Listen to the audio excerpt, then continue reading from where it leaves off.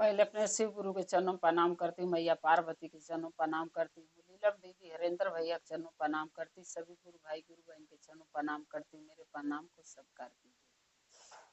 गुरु भाई ने एक कथा सुनाने जा रही हूँ महादेव के, कृपा करके ध्यान से सुनिए।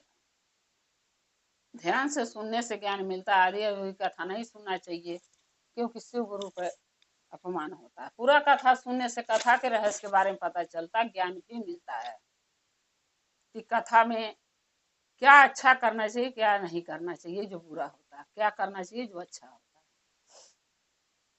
एक कथा है एक भिखारी का।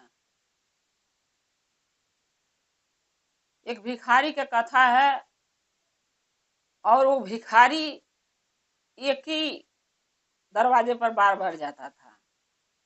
मांगता पूरे गांव में था, लेकिन उस औरत के दरवाजे पर बार बार जाता था। अब देखिए, जो भिखारी बात बोलता था वो पूरा हुआ है। एक गांव में एक भिखारी रहता था, गांव से कुछ दूर पर रहता था। वो भिखारी जो है दिन भर भिक्षा मांगता था और अपना पेट भरता था। लेकिन भिखारी की एक आदत थी कि एक उस गांव में एक औरत रहती थी, उसके दरवाजे पर जरूर जाता था वो।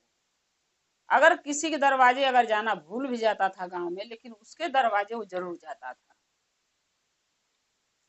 क्योंकि देखिए गुरु बहना, चाहे भिखारी हो, चाहे गौ माता हो, चाहे जानवर हो, चाहे इंसान हो, जहां जो पाएगा वहीं वो जरूर जाता है।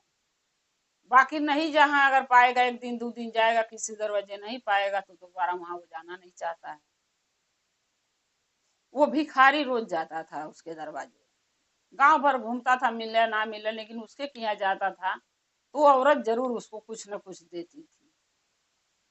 लेकिन भिखारी आशीर्वाद नहीं देता था किसी को। वो वही यही बात कहता था, जे जैसा करी वैसा पाई, पूत भतार के आगे आई। यही बात कहता था और भिक्षा मांगता था। प्रतिदिन वो भिखारी का यही काम था। भिखारी जो था सच्चा था, महादेव का भक्त था, महादेव के दिल दिल में मानता था। लेकिन भिखारी की बात लोगों के बहुत बुरा लगती थी गांव में, कि इसको भिक्षा भी देते हैं और ये बदुआ भी देता है कि जो जैसा करेगा वैसा पाएगा, पूत भतार के आगे आएगा। इसके मतलब ये बदुआ दे रहा है। लेकिन गुरु बहिना, कुछ बातें बदुआ नहीं होती है, समझ के फेर होता है कि इंसान क्या बोल रहा है। जब नहीं समझ में आएगा तो लोग उसको गलत मानेगा। भिखारी प्रतिदिन जाता था, भिक्षा मांगता था, उस औरत के घर पर भी जाता था, वो कुछ न कुछ उसको देती थी। वो जो औरत थी गांव में, उसके एक बेटा था और पति। बेटा और पति दोनों उसके परदेश में कमाते थे। उसके पास कोई चीज की कमी नहीं रहती थी, धन दौलत घर परिवार अच्छा, कमाई धमाई, बेटा आदमी सब थे। वो जरूर दान करती थी। भिखारी वहां प्रतिदिन जाता था। एक दिन वो जो है कि औरत जो है भिखारी दरवाजे पर गया, बोला माता कुछ भिक्षा दे दो। भिक्षा तो दी। फिर वो औरत भिखारी बोला कि औरत ही बोली कि बाबा कुछ आशीर्वाद भी दे दिया करो, आप तो पता नहीं क्या क्या बोलते हो। भिखारी बोला कि मेरा यही आशीर्वाद है, जो जैसा करेगा वैसा पाएगा और पूत भतार के आगे आएगा। वो औरत को बहुत गुस्सा लगा। वो लेडीज सोचने लगी कि भिखारी दुआ नहीं बदुआ दे रहा है, इसको दान भी करते हैं और बदुआ भी देता है। इसके नाते से जो है कि वो औरत को बहुत गुस्सा आया।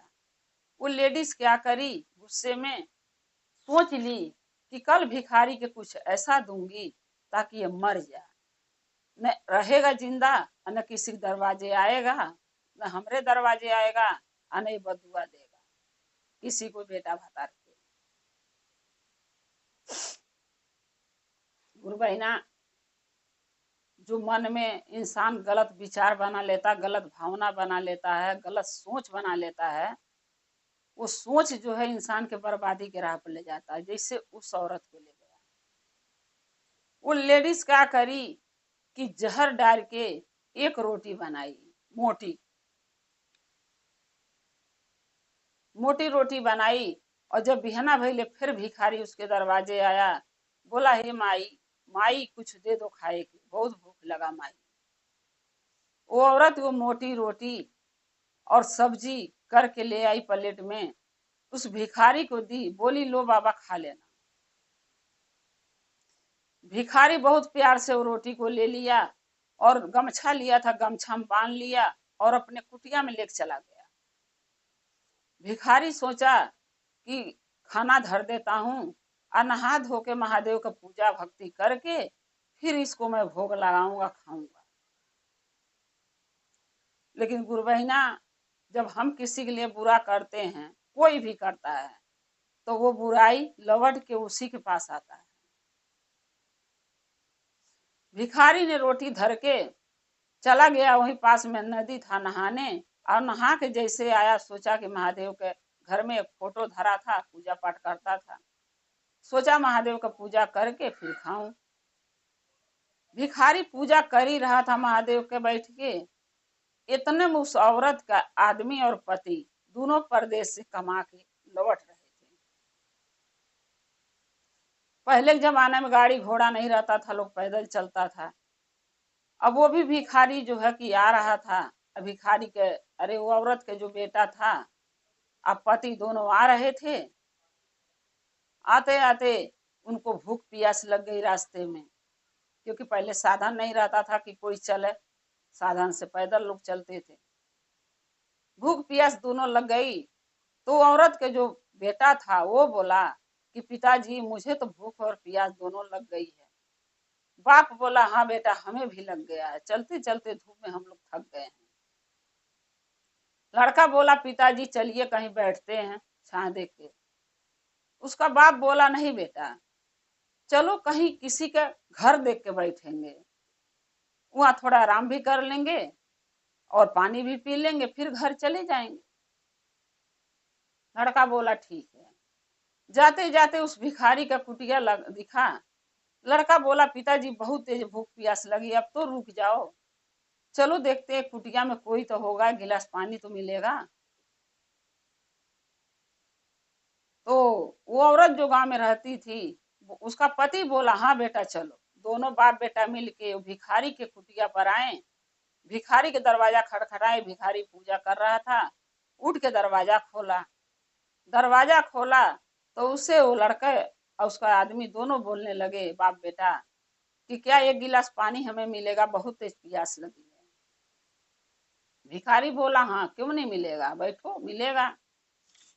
दोनों बाप बेटा के ले गए, अपने कुटिया में बैठाया मड़ई में, और एक एक गिलास दोनों पानी दिया, मटका से निकाल के दोनों पानी पिए।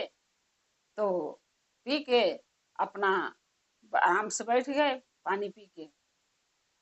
भिखारी बोला कि कहाँ से आ रहे हो?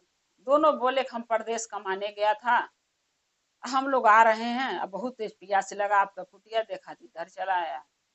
भिखारी बोला कोई बात नहीं, हम किसी के दरवाजे कुछ मांगने जाता हूँ तो मेरा भी फर्ज है, मेरे दरवाजे कोई कुछ मांगने आए तो हमें भी उसको देना चाहिए।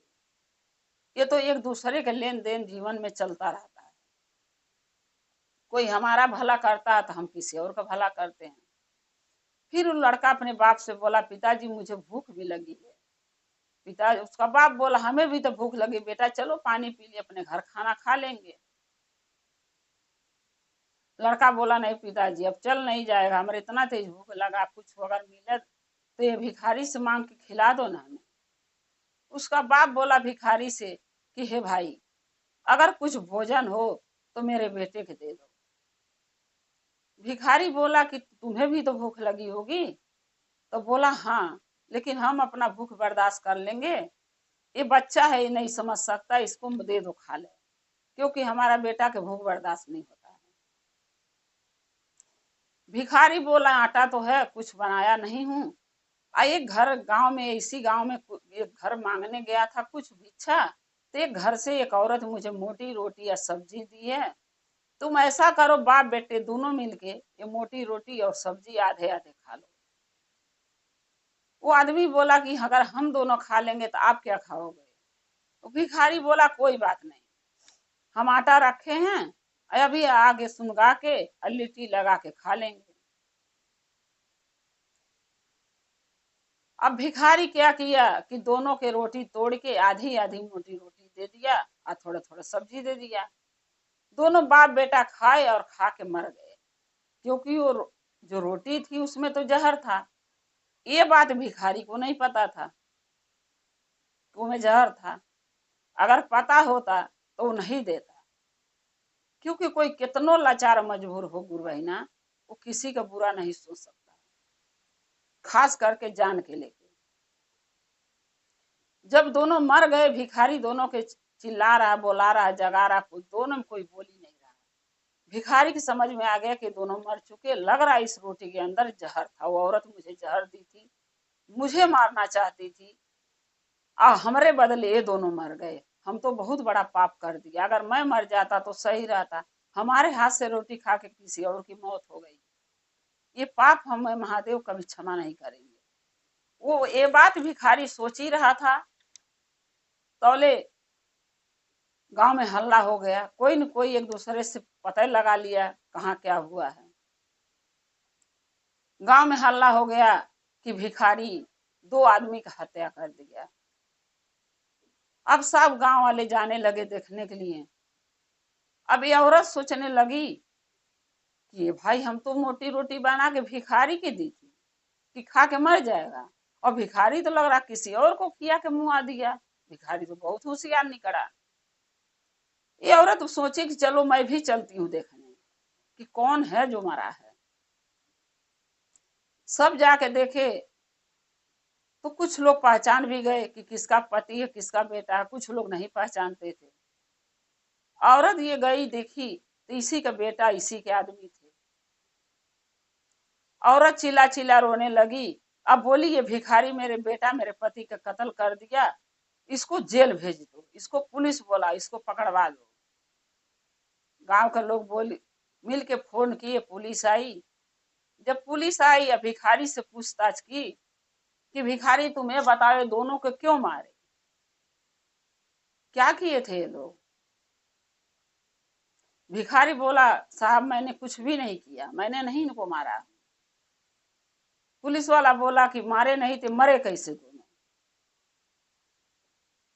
भिखारी बोला कि मैं गांव में भिक्षा मांगने गया था, एक घर से मुझे रोटी मिली और सब्जी, एक लेडीज दी, वो मैं अपने खाने का धरा था।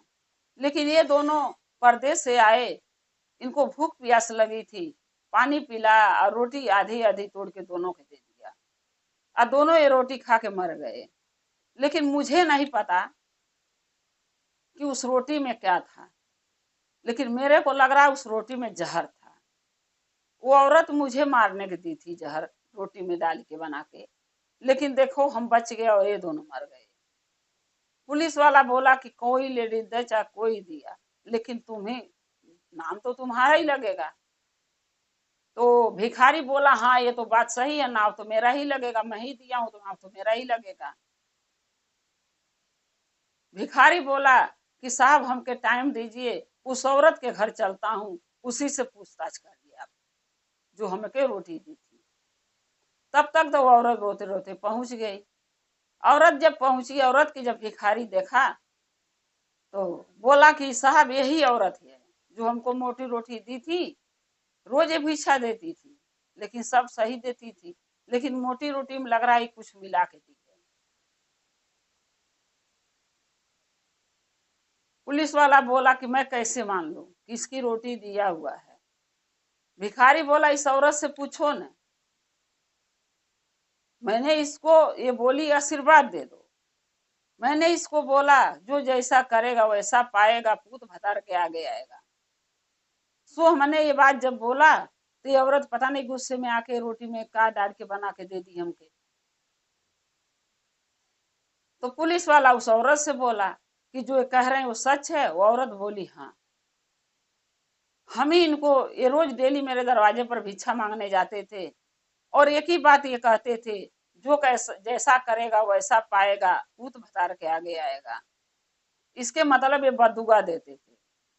ये चीज मुझे बहुत दुख देता था कि हमारे पति, हमारे आदमी परदेश में हैं, आई भिखारी भिक्षो लेता है और ऐसा उल्टा पुल्टा बातें बोलता है। सो मुझे गुस्सा आया, मैंने सोच लिए कि इसको जहर डाल के रोटी बना के दूंगी, भिखारी खाएगा और मर जाएगा। जब भिखारी मर जाएगा तो न रहेगा न उल्टा पुल्टा बोलेगा।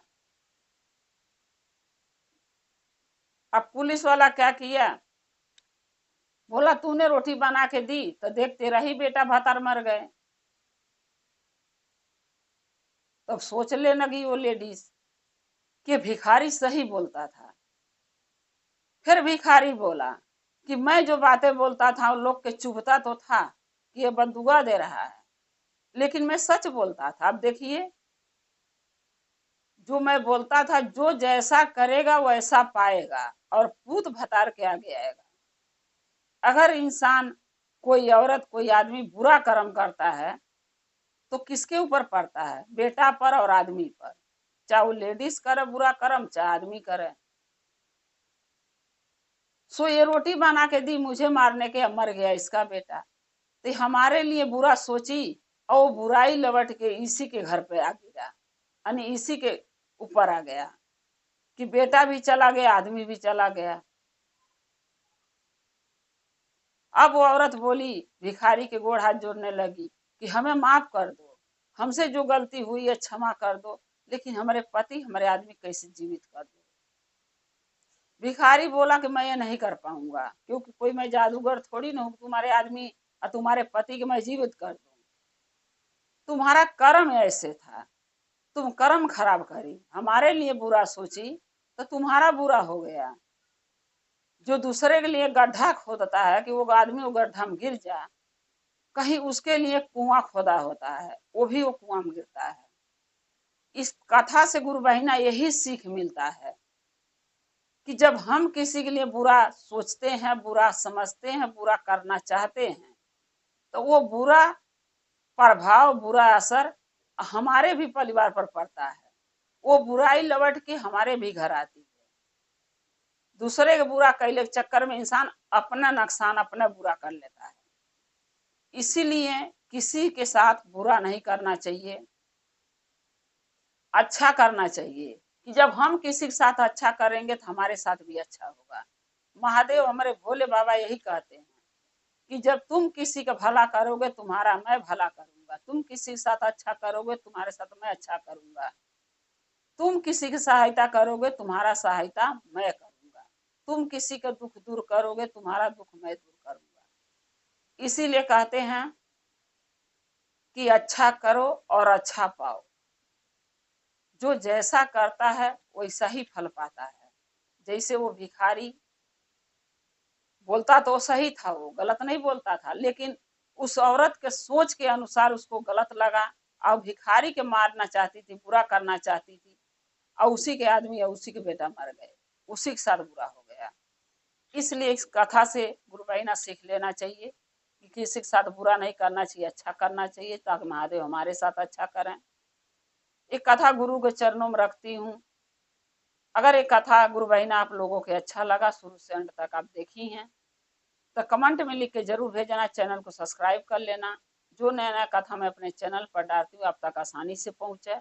आप हमारे कथा को ऐसे ही देखती रहें, अपना प्यार अपना दुलार देती रहें। हम और आप शिव परिवार से ऐसे ही जुड़े रहें। हर हर महादेव, घर घर महादेव। महादेव की दया और कृपा सभी गुरु भाई गुरु बहिना पर सदा बना रहे। शिव गुरु सदा आप लोग के साथ रहे। जय शिव गुरु महादेव।